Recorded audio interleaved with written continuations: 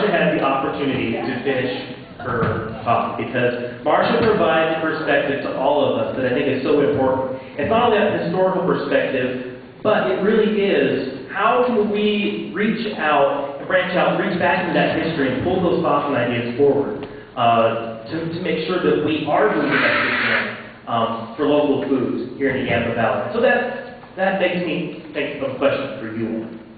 What do you define as local food? If that's what we're here talking about, how do you define local food? So, I want you to raise your hand. Is food grown in the borders of the United States local food? This young lady, yes, amen. And Heather, you kind of raised your hand too. Okay, so, yes, how do you know what's grown in the United States?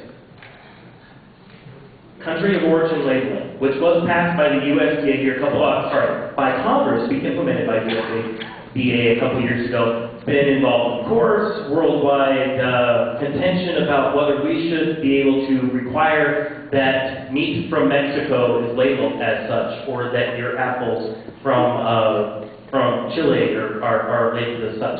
So you can know what's grown in the United States. So that's at one level. Some of these labels say United States, Mexico, or Canada. Correct. Especially ground beef. Ground beef is famous for Canada, Canada, Mexico, and the United States, because there are cattle from all over, they're grinding it together. They can't tell you if it was specifically from one or the other. And that, it is still telling you the country of origin. It's from one of each, or some of all, or any of the above. But we can talk more about that later in question and answers. So the next question is, how many of you consider something grown in Colorado local? Oh, okay. Quite a few more. How about, let's bring it down another level. How about it was grown on the western slope? Is it local? Okay. So there seems to be less hands for western slope, more for Colorado. Some of you aren't participating to your fullest extent. Okay. How about if it's grown in northwestern Colorado? Grand County, Jackson County, Routt County, Moffett, or Rio Blanco. Is that local? Raise your hand high. Some of you are still kind of on the fence on that, or you just tuned me out. If it's grown in Routt County, is it local? Yeah! Okay, there we go. It's grown in Routt County. Now I'm going to break it down one level more. How about it's grown in your backyard? There you go. There's something I want to talk to you about. I want to talk to you about, so we've got these different levels. We've got country of origin labeling telling us that it's grown in the United States. We have Colorado Proud telling us it's been grown in the state of Colorado. Great, let's use that labeling to our advantage. We have some Northwest Colorado branding efforts that Marcia and Nancy Kramer with the Community Ag Alliance are doing. There's Know Your Farmer, Know Your Food, Buy Fresh, Buy Local, all these different things that are going on. Sorry, I'm walking back here. I'd love to cordless microphones. But if you grow it yourself, do you know what's in that product? Absolutely. Now, if every layer you come down, you're more likely to know what is in that food. If you know your farmer and you know your food, you're more likely to know that he or she, what they use for herbicides, what they use for pesticides, things of that nature. But it doesn't get any better than growing for yourself. But as Marcia talked about, in Routt County, northwest Colorado, it is really difficult to grow your own vegetables. We have this little book that we sell in our office that's been published by our master gardeners. 59 days, 39 degrees Fahrenheit, and 6,770 feet. This is our limiting factor. Right here. That's what we've got. The trials and tribulations of growing food in Routt County. So back there on the CSU table, I want you all to go back there. If you're interested in growing your own food, I have back there a mountain gardening guide that was actually written by Dr. Irene Shonley, who is our extension agent in Gilpin County. Now there could be some parallels drawn between here and Gilpin County. Similar elevation, similar climate, all that sort of thing. Some things I want to run through with you real quick that Irene points out. If you're going to grow food, you need to figure out what hardiness zone you live in. And we're going to talk about that just a little bit more here in a minute. Typically in Routt County, we're anywhere between 4A and 3B, which means we could get down as low. Our minimum temperature in Routt County is 28.9 degrees, all the way down to a balmy 40 below. Okay, so you have to have plants, if you're going to do perennials, that withstand that. Hardiness factors also include sun, shade, microclimate. What's the aspect of the slope that you're going on? Does it face south? Does it face north? Are you in a valley bottom? Or are you on a hillside? Where's it colder? The valley bottom. You only have to, I live in Pittsburgh. You only have to drive on 131 past Gerald Brenner's place, across the river there at Windwalker, to see that it is coldest along the river. So if that's where you live, sorry, you're not going to be able to grow as much as your neighbor who's just a mile up the hill, just a little ways. So those are things you need to consider. Also need to consider that we have soils that run the gamut, don't we? How often have you gone out and dug, was a little damp, and that soil sticks to your shovel just as thick as can be? It's that nasty clay. Or maybe you have decomposed granite, or maybe you have mountain loam. So get your soil tested if you're going to grow. Come in our office, bring your soil in, let's tell you what that is so you know how to amend it properly. How about water? Is water an issue for us? Now, Ken told you first off that we are fortunate. We are the last bastion in the state of Colorado that has excess water. Would you say that was the case last year? No, we were all on water restrictions of some sort. How many of you live within city limits somewhere in Routt County and are serviced by a municipal water provider? Okay, so most of you. You had water restrictions placed on you last year, correct? I did, in Pittsburgh. You did in Steamboat, did most municipalities. How many of you live on a small acreage with a well? Okay, here's something most people don't know. This is a huge deal. Most private wells drilled on or after May 8th of 1972 on properties less than 35 acres are permitted for household use only. Okay? Water can be used only inside those four walls, cannot be used to irrigate gardens, windbreaks, livestock, or any other outside use. Most people do not know that. So, another question is, well then, why don't I just collect my rainwater? Right? How many of you have questioned that? Well, if I can't use my well water, okay, so in 2009, the state legislature passed Senate Bill 80, which allows for limited collection and use of precipitation for landowners only if all the criteria, and I'm going to tell you, are met. That is, the property on which the collection takes place is a residential property. The landowner uses a well or is legally entitled to a well for the water supply. The well is permitted for domestic uses according to specific statutes. There is no water supply available in the area from a municipality or water district. The rainwater is collected only from the roof, and this is the most important thing. The water is used only for those uses that are allowed by and identified on the well permit. So, if you have less than 35 acres and your well was drilled after May 8th of 1972 and you think you're going to collect rainwater to water your garden, nix. Okay? Now, how depressing is that? Sorry, but I hate to be the bearer of bad news, but you need to know that. How about water rights in Colorado? Water rights are an entirely different thing in the western United States than they are in the eastern United States. If you live in the east and you've got a stream running through your backyard, can you dip water out to water your garden? Yes, you have riparian rights.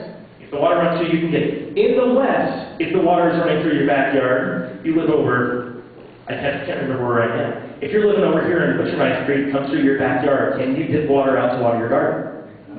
No, unless you have a water right.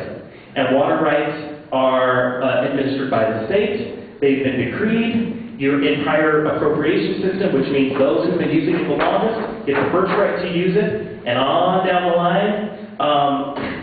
This is not a water class, but it's important to realize that as well. So what can you do? You can still direct your downspouts into your garden. You can plant your fruits and vegetables under your drip line, take advantage of that water that happens to fall on them. Some things of that nature. Always use mulch if you're gardening. Always use mulch to conserve that water. How about wild animals? Are they a hindrance to growing things in Routt County? They're a hindrance to, they love local food. That's absolutely right. They're a hindrance to us growing hay. They're certainly a hindrance to growing large amounts of lettuce, broccoli, and things of that nature. So I just wanted to run that over with you all. Absolutely. Is gardening possible in Routt County? Absolutely. We've got some people here who've got some pretty incredible gardens. And so that's why I wanted to tell you the bad news, but I want to end on all the good stuff we can do. So I want you to look up here at the screen. I'm going to walk you through some of the resources that we can provide you at Colorado State University. Marcia, can I have one of those stands? If you cannot come into our office, we are available globally 24/7 on the World Wide Web. Doesn't that sound impressive? 10, 15 years ago, that sounded really impressive. Now we know it's just expected. So go to ext.colostate.edu and pull up the extension website. And this is going to be a real bummer. Yeah, Ken and I had a long conversation about broadband the other day. This was really good. Boy, this is kind of like killing Marcia's microphone. You kill my whole presentation I was going to do. Okay, so let's pretend that was working. I'm going to, Karen, can you go ahead and pass out those handouts? Did anybody have problems with this earlier, Andy? Welcome to CMC. Okay, let's just try that one more time.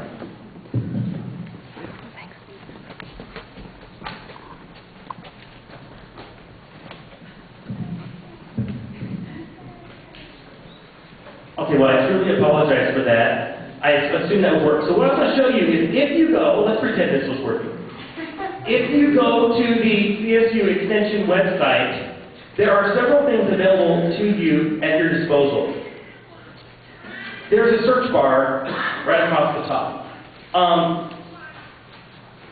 You can search for anything there, but to narrow it down for your garden, go to the left side, and there is a section for yard and garden. Let's say you wanted to look at strawberries. Strawberries are something we can grow in the Yampa Valley. Well, Marcia told us that, yes, absolutely, we can grow, at least at one time, do strawberries in the Yampa Valley. You can search for strawberries. There's an entire fact sheet that comes up on how to grow strawberries. You can plant them in rows, you can plant them in hills, what varieties we can grow at our elevation, what strawberry diseases there are, what cultivars you can plant that are resistant to those diseases. Todd, what's the address again? ext.colostate.edu. Oh, man. Thank you. Okay, so we're going to do this real quick. We're going to skip the strawberries thing because I already told you about that. But we're going to go over here again to yard and garden. Look at all these things that there are to help you through your yard and garden. Now, over here on the right side, fact sheets, bulletins, Colorado Master Gardener Garden Notes. Our Master Gardener group is a group of volunteers that have been trained by CSU to help you in your garden. And what's available to you also, we offer the class every 2 years, it's an 11-week course, but you have access here on our website to all of the information we teach them. So you can go to, let's go up here to fact sheets and bulletins. We're going to do a little search for vegetables.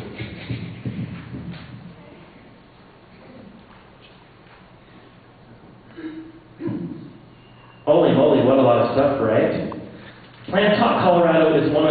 the programs that we have on radio programs in the Front Range. So let's see what they talk about planting a vegetable garden. Okay, so there's all kinds of information here because we have a little time. I say, well, that gave me a good overview on how to plan my vegetable garden, but I'd really like a vegetable planting guide. What can I plant in Routt County? Click on that. Maybe. Oh, God. Okay, well, okay. Guys, I apologize. So, I'm sure there's a member of the Board of Trustees here who could make sure someone's taken care of. Okay. So, if you were to look at that vegetable planting guide, that gives you an amazing list of what vegetables are cool season vegetables, what are warm season vegetables. What do you think? Are we going to be able to plant cool season or warm season vegetables in our plant? Cool season. Can somebody tell me what cool season vegetables are? Kale, potatoes, kind of in between, beef, lettuce, broccoli, those sorts of things. Those are things we can do. I want you to look. Karen just handed out this climate summary. That's available on our website as well. I don't think we're going to get it. So pull out this. If you've got a copy of this, I know some of you are sharing. It's a little bigger crowd than I made photocopies for. I apologize. When you look at that planting guide, I want you to first look at this climate summary right here, Garden Notes number 749, which is available on our website. Susan, raise your hand over there, Susan. Susan is one of our current Master Gardener students. She's got the book right now. It's a wealth of information. It's all right here.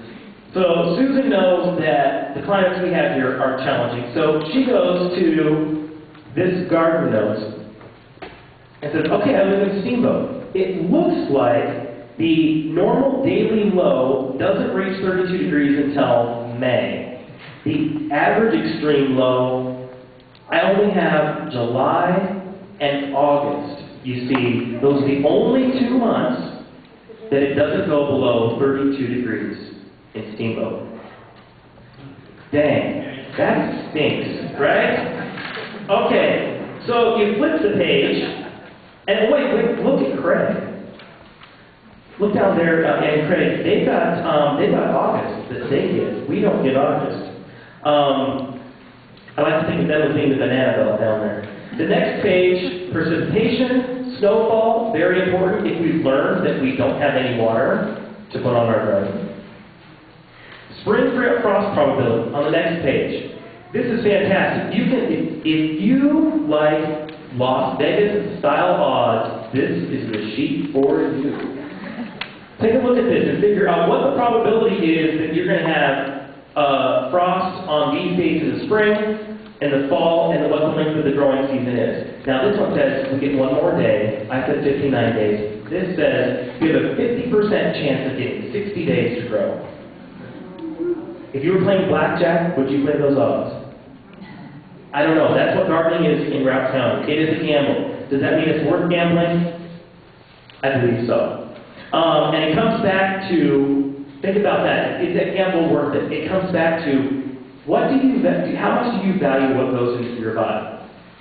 And do you trust yourself to grow the food that you want? And can you trust someone else? I do want to defend our farmers and ranchers, and I want you to know that they do the best they can to produce the safest, healthiest product that they can. But there is some satisfaction also in knowing that you can grow it yourself. Take a look at this next page, and it shows you those cool season crops and warm season crops on a chart. You look at Steamboat Springs, and look at this is an interesting comparison. Look at Craig versus Steamboat Springs. Do you see how many more lines Craig has than Steamboat Springs? That's because they have a considerably longer growing season. People say to us in Routt County, Marcia hears it, Karen hears it, I hear it. Maybe some of you have said it. Well, they're doing this in Buena Vista. How come we're not doing this in Steamboat? Well, I was going to pull up and show you the chart for Chaffee County. Buena Vista, monthly temperatures, the months that they have above 32 degrees, May, June, July, August, September. Okay? Does anybody notice the difference there between Buena Vista and Steamboat Springs? How about growing season summary? Buena Vista, they have a 50% chance of having 109 growing days. So does it make it easier for them to do local foods? Yes, it does. So there's one of the barriers that we have as well. One thing I want to talk to you about as well is that the perception is that if we all grow our own food, that we are ultimately doing things better for the environment. Research has shown that we all, as home gardeners, tend to, and this is if you're not doing organic, just a typical home gardener, you tend to overwater, over-fertilize, and over-pesticide use. Okay? So, collectively, the one good thing you can say about mass production of food is that those folks have pesticide licenses, things of that nature. They have the education to know how to do it. Chances are good they probably actually put less on than a lot of home gardeners do. Why is that important to you all? Because you know where to go get information on how to take care of those bugs, take care of those weeds, how to grow those things without being impactful to the environment. Because that really, if you can reduce your carbon footprint, if you can reduce your own herbicide use, your own pesticide use, and you can grow your own healthy, wholesome vegetables, isn't that a win-win situation? It really is. So I want to leave you with 59 days. It's tough. Is it doable? Absolutely. If you don't know how, let us know. We'll figure it out. Thanks.